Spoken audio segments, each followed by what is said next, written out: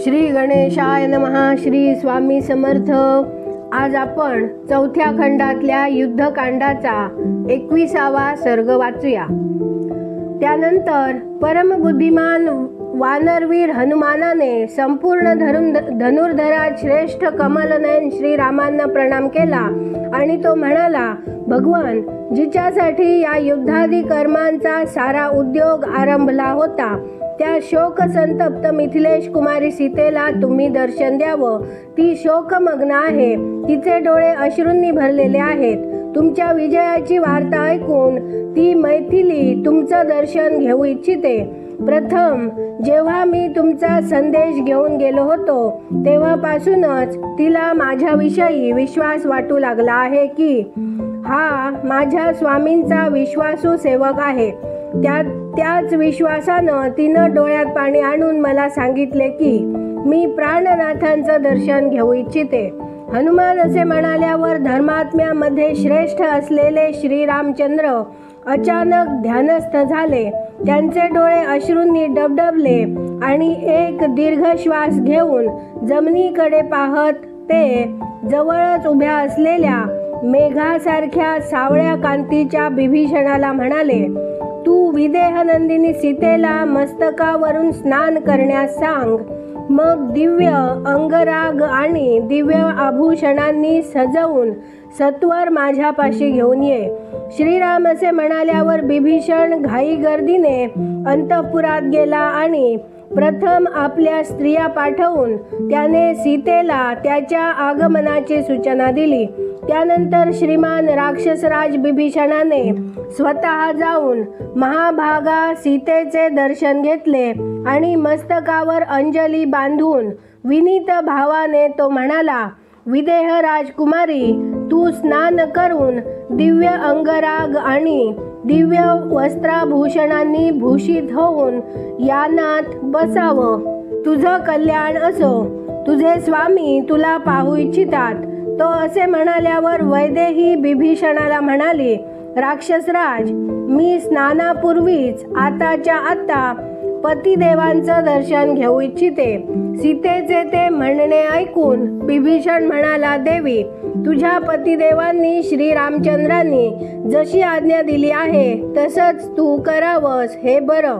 त्याचे हे वचन ऐकून पतिभक्तीने सुरक्षित तसेच पतीलाच परमेश्वर मानणाऱ्या सती साध्वी मिथिलेश कुमारी सीतेने ठीक तर असे म्हणून स्वामीची आज्ञा शिरोधार्य मानली. त्यानंतर विदेहकुमारी शिरस्नान होऊन सुंदर शृंगार करून बहुमोल वस्त्राभूषणे धारण करून निघण्यास सज्ज झाली. तेव्हा बिभीषण बहुमोल वस्त्रांनी आवृत्त दीप्तिमती सीता देवीला शिबिकेत बसवून भगवान श्रीरामांपाशी घेऊन आला. त्यावेळी खूपसे निशाचर चारी बाजूंनी चालून तिचे रक्षण करीत होते. भगवान श्रीराम ध्यानस्थ आहेत हे पाहून बिभीषण त्यांच्यापाशी गेला आणि प्रणाम करून प्रसन्नपणे म्हणाला, प्रभो, सीतादेवी आली आहे. राक्षसाच्या घरात खूप दिवसपर्यंत निवास केल्यानंतर आज सीतेची भेट होणार या विचाराने तिच्या आगमनाची वार्ता ऐकून श्री रघुनाथांना एकाच वेळी रोष, हर्ष आणि दुःख वाटले. त्यानंतर सीता यानातून आली आहे या गोष्टीवर तर्कवितर्क मनात आल्यामुळे श्री रघुनाथांना प्रसन्नता वाटली नाही. ते बिभीषणाला म्हणाले, सदैव माझ्या विजयासाठी तत्परता दाखवणाऱ्या सौम्य राक्षसराज, तू विदेह कुमारीला सांग की तिनं सत्वर माझ्याजवळ यावं. श्री रघुनाथांचे म्हणणे ऐकून धर्मज्ञ बिभीषणाने त्वरेने तेथून इतर लोकांना हटविण्यास सुरुवात केली. पगडी बांधलेले आणि अंगरखे घातलेले खूपसे शिपाई हातात झांजेप्रमाणे वाजणारी छडी घेऊन त्या वानर योद्ध्यांना हटवीत चहूकडे हिंडू लागले. त्यांच्याकडून हटविले जाणारे अस्वल वानरांचे आणि राक्षसांचे समुदाय शेवटी दूर जाऊन उभे राहिले. ज्याप्रमाणे वायूच्या थपडा खाऊन खवळलेल्या समुद्राची गर्जना वाढत जाते, त्याचप्रमाणे तेथून हटवले जाणारे ते वानरादी मागे सरकल्यामुळे तेथे मोठा भयंकर कोलाहल माजला. ज्यांना हटविले गेले त्यांच्या मनात मोठा उद्वेग दाटला होता. सगळीकडे याप्रमाणे उद्वेग पाहून श्री रघुनाथांनी आपल्या सहज उदारपणाने त्या हटविल्या जाणाऱ्या वानरांना रोषपूर्वक थांबविले. त्यावेळी श्रीराम त्या हटविणाऱ्या शिपायांकडे असे पाहत होते की जणू त्यांना जाळून भस्म करून टाकतील.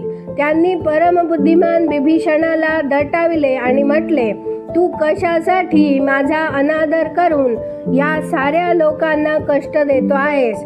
थांबव हे संतापजनक कृत्य. इथं जितके लोक आहेत ते सारे माझे आप्तस्वकीय आहेत. घर, वस्त्र आणि तटबंदी इत्यादी वस्तू स्त्रीसाठी पडदा असत नाहीत. अशा प्रकारे लोकांना दूर हटविण्याचा जो निष्ठुर व्यवहार हा तू केला आहेस, हाही स्त्रीच्या दृष्टीने आवरण किंवा पडदा ठरत नाही. पतीपासून लाभणारा सत्कार तसंच नारीचा स्वतःचा सदाचार हीच स्त्रीची आवरणं आहेत. विपत्तीत शारीरिक किंवा मानसिक दृष्ट्या त्रस्त झाल्यास युद्धात, स्वयंवरात, यज्ञात किंवा विवाहात स्त्री परक्यांच्या दृष्टीला पडणं दूषित मानलं जात नाही. यावेळी सीता विपत्तीत आहे, मानसिक दृष्ट्या दुःखी कष्टी आहे आणि विशेषतः ती माझ्यापाशी आहे, म्हणून तिनं पडद्याशिवाय सर्वांसमोर येणं अनुचित मानता येणार नाही. जानकीनं पालखी सोडून पायीच मजकडे यावं आणि या सर्व वानरांना तिचं दर्शन घेण्याची मुभा असावी. श्रीराम असे म्हणाल्यावर बिभीषण मोठ्या विचारात पडला आणि विनीत भावाने सीतेला त्यांच्या समोर घेऊन आला. त्यावेळी श्रीरामचंद्रांचे पूर्वोक्त वचन ऐकून लक्ष्मण, सुग्रीव तसेच कपिवर हनुमान तिघेही अत्यंत व्यथित झाले. श्रीरामचंद्रांच्या अस्वस्थ हालचाली हेच सूचित करीत होत्या की ते पत्नीविषयी निरीच्छ झाले आहेत. म्हणून त्या तिघांनी असे अनुमान काढले की श्री रघुनाथ सीतेवर अप्रसन्न झाले असावेत. पुढे पुढे सीता चालत होती तर पाठीमागे बिभीषण ती लाजेने आपले अंग चोरून चालत होती. अशा प्रकारे ती पतीसमोर उपस्थित झाली. सीतेचे मुख सौम्य भावयुक्त होते.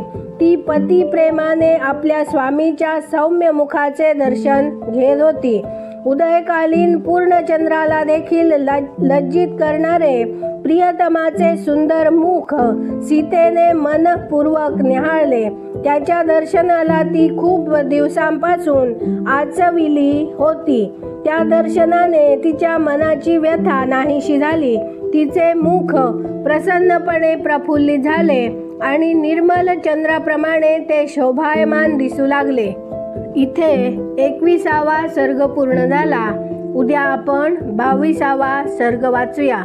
व्हिडिओला लाईक करा, शेअर करा, सबस्क्राईब करून बेल आयकॉन क्लिक करा, म्हणजे आलेला प्रत्येक व्हिडिओ तुमच्यापर्यंत पोहोचेल.